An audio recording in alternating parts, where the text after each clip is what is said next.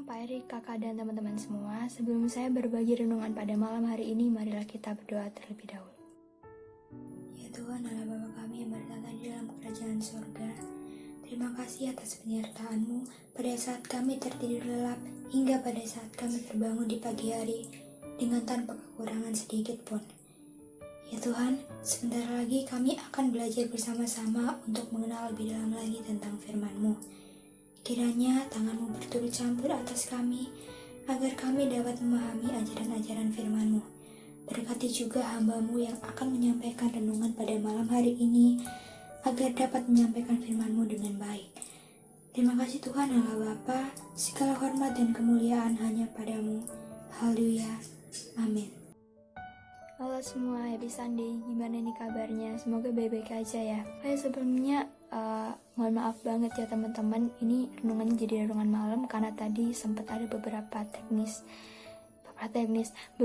kesalahan teknis, beberapa problem. Ya, jadi mohon maaf ya teman-teman. Sebelum berlama-lama lagi, mungkin ada yang udah ngantuk nih atau udah mumet. Besok Senin guys, atau ada yang lagi ngerjain tugas sambil lihat renungan. Ya di sini saya akan menemani kalian semua selama 5 menit ke depan. Jadi teman-teman, renungan kali ini diambil dari Matius 5 ayat 33 sampai 37 yang berbunyi, "Kamu telah mendengar pula yang difirmankan kepada nenek moyang kita. Jangan bersumpah palsu, melainkan peganglah sumpahmu kepada Tuhan. Tetapi aku berkata kepadamu, janganlah sekali-kali bersumpah baik demi langit, karena langit adalah tata Tuhan, maupun demi bumi, karena bumi adalah tumpuan kakinya, ataupun demi Yerusalem, karena Yerusalem adalah kota raja besar. Janganlah juga engkau bersumpah demi kepalamu, karena engkau tidak berkuasa memutihkan atau menghitamkan selai rambut pun. Jika ya, hendaklah kamu katakan ya. Jika tidak, hendaklah kamu katakan tidak. Apa yang lebih daripada itu berasal dari si jahat. Amin." Nah teman-teman, mungkin ada beberapa dari kita atau kita semua nih pernah mendengar kata-kata sumpah yang sering disampaikan seseorang di depan umum. Nah, sebenarnya apa sih kata sumpah itu? Menurut KBBI, sumpah ialah pernyataan yang diucapkan secara resmi dengan bersaksi kepada Tuhan atau kepada sesuatu yang dianggap suci atau dapat dikatakan sebagai janji atau ikrar.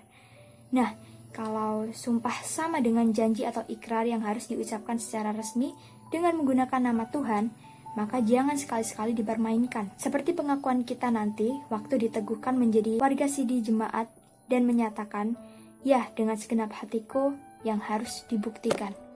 Teman-teman, salah satu penekanan Tuhan Yesus dalam pengajarannya di atas bukit adalah mengenai sumpah.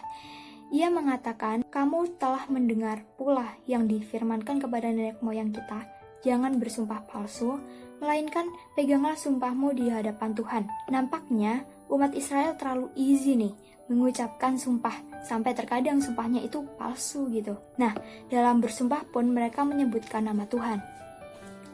Itulah sebabnya dalam pengajarannya, Yesus Kristus menegaskan agar mereka tidak mudah mengatakan sumpah dan mempermainkan nama Tuhan, atau memakai nama apapun ketika bersumpah.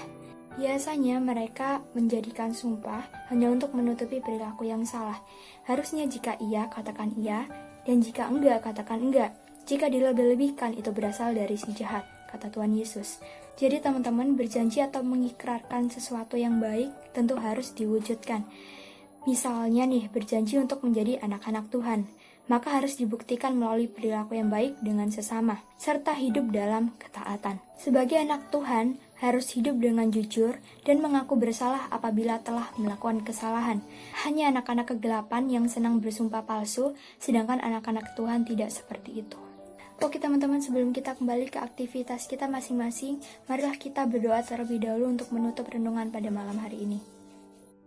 Ya Tuhan, terima kasih pada malam hari ini kami telah bersama-sama merenungkan firman-Mu.